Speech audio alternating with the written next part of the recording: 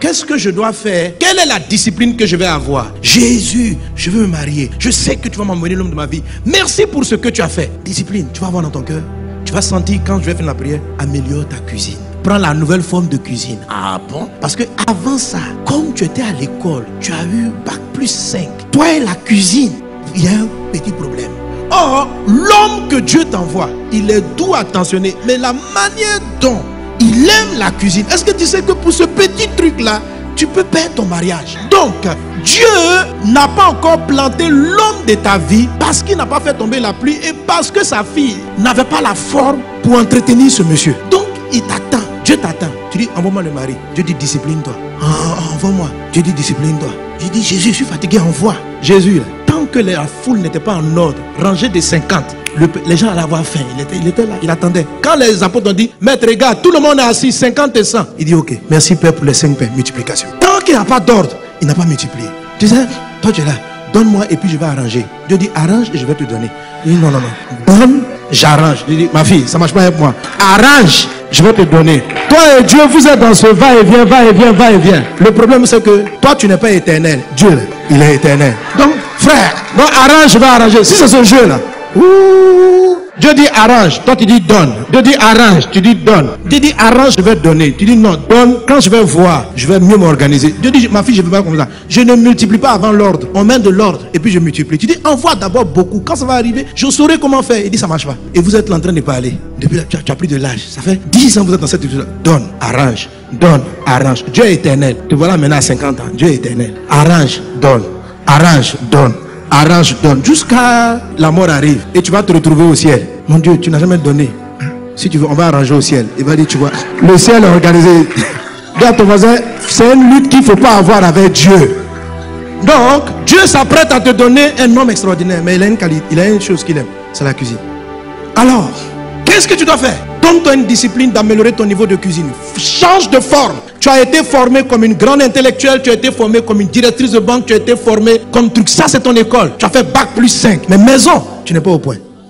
Tu ne sais pas nettoyer la maison, tu ne connais pas les produits de ménage, tu n'es pas capable de juger si la fille a bien balayé la maison ou pas. Tu n'as aucune compétence. Pourquoi? Tu n'as pas péché, tu étais à l'école. Gloire à Dieu pour ton école. Alléluia, tu es béni. Mais maintenant, on va se marier. Voilà. Ce que tu as appris, c'est pour être directrice de banque. Mais pour être marié, on doit te former. Le mari n'arrivera pas tant que tu n'as pas la forme. Et arrête de te plaindre, donc tu commences à travailler. Cette année, qu'est-ce que je fais? Seigneur, j'entrevois d'être marié d'ici tant. Tu demandes à Dieu, qu'est-ce que c'est qu'une femme mariée? Quand Dieu va te répondre, ce qu'il appelle Dieu, c'est parce que tu es ingénieur, bac plus combien que tu es une bonne épouse. Ça n'a rien à voir. Ça n'a rien à voir. Écoute, l'amour ne fait pas réussir le mariage. L'amour ne fait pas réussir le mariage. Les gens qui divorcent là, ils s'aiment, mais leur mariage n'a pas réussi. Donc, il faut s'aimer. Mais l'amour ne fait pas réussir quelque chose. Vive l'amour. Mais l'amour ne fait pas réussir un mariage. Ce qui fait réussir un mariage, en fait, si tu veux comprendre simplement, est-ce que parce que tu aimes un avion, tu sais déplacer un avion? Tu peux être fan de l'avion. L'avion, je suis amoureux de toi. Mais pour déplacer l'avion, il faut le connaître, il faut comprendre les règles. Vous ne pouvez pas faire réussir un mariage si vous ne comprenez pas les principes du mariage. C'est pas possible. La réussite ne se trouve pas dans l'émotion. La réussite se trouve dans des actes de tous les jours. Dans la manière dont tu sais traiter ta maison, dans la façon dont tu sais parler à ton conjoint. C'est ce qu'on appelle la réussite. Sinon, amoureux là, je t'aime, nous nous aimons.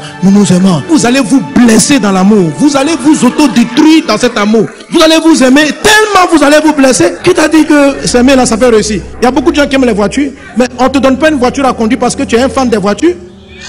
Je suis amoureux des voitures. Mais la voiture va te tuer. La voiture ne connaît pas l'amour. La voiture, est-ce que tu as le permis? Est-ce que tu sais passer la vitesse? Dans ton mariage là, à quel moment on passe la vitesse? À quel moment d'un mariage on freine? Quand on parle, il faut savoir. Alléluia.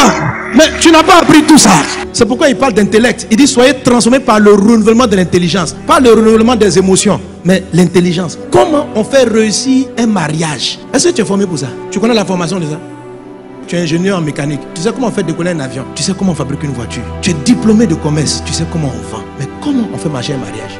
Il y a une formation pour ça. À l'église, on a Eden 1, Eden 2 pour t'aider. Mais tu dois t'y mettre. Tu dois savoir comment monter une maison. Tu dois t'y mettre. Tu dois commencer à prendre la forme. Donc c'est la discipline que tu fais pour faire ta formation. Tout ce que tu veux atteindre, si ça tarde à venir, peut-être que tu n'as pas la bonne forme. C'est pourquoi Dieu attend. Donc discipline-toi. Chaque matin, je me réveille. Je développe ma vie de prière. Je me discipline. 2. Je développe ma préparation à être une bonne épouse. Qu'est-ce que je fais? Je vais peut-être apprendre chez une femme que j'apprécie, lui poser des questions. Tu vois la femme, son foyer réussi, elle est heureuse. Pose-lui des questions. Apprends. Ça s'apprend. C'est pas une affaire de sentiments. C'est une affaire d'apprendre. Et tu apprends comment faire. Si tu dois développer la cuisine, tu te mets à la cuisine, tu dis chaque matin, je vais me donner moins 30 minutes d'un nouveau plat. Toi-même, tu fais pour t'entraîner. Tu fais, tu goûtes. Si c'est bon dans ta bouche, tu donnes à ton voisin. Il ne faut pas empoisonner tes camarades du quartier. Ok? Et puis, au fur et à mesure, à un moment donné, tu maîtrises la cuisine. Tu as été transformé.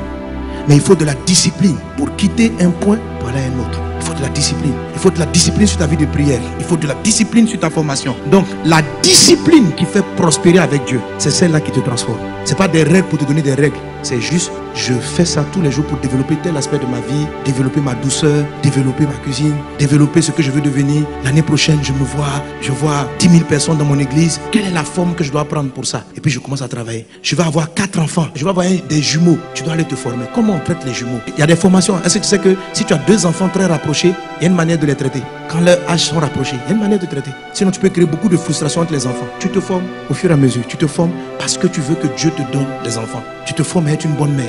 Tu te formes à être une bonne épouse. Tu te formes à être un bon papa. Souhaite devenir un meilleur papa l'année prochaine. Et demande à Dieu qu'est-ce que je dois faire. Et puis discipline-toi. Si chaque jour il faut envoyer un petit mot gentil à tes enfants, donne-toi la discipline de le faire. Et le tout dernier point, il faut décider de commencer à faire tout ce qu'on a expliqué. Parce qu'il faut décider de commencer. Tant que tu ne vas pas prendre la décision de démarrer la discipline, ça ne va jamais venir. Il faut que tu décides et que tu fasses. Parce que tout ce que je dis, tu peux l'écouter en disant Amen, Amen.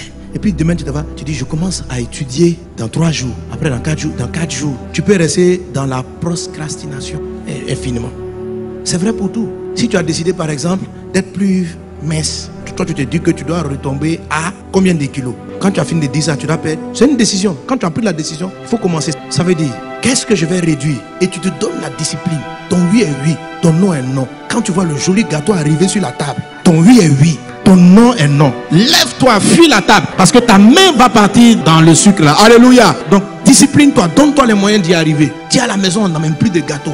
Je suis en train de me parler moi-même, tu comprends non? Je m'auto-prêche. Je veux être quelqu'un, je me souffle trop vite. Je veux avoir plus de souffle. Je vais faire mon sport. Donne-toi une discipline. D'accord, je ferai. Il ne faut pas faire beaucoup. Juste 20 minutes de marche chaque 2 jours. Il ne faut pas faire quelque chose que tu ne pourras pas faire longtemps. Et puis chaque 2 jours, tu donnes-toi la discipline. Tu vas voir que tu vas prospérer à tous égards. Que Dieu vous bénisse abondamment. Commence-le maintenant au nom de Jésus. Amen.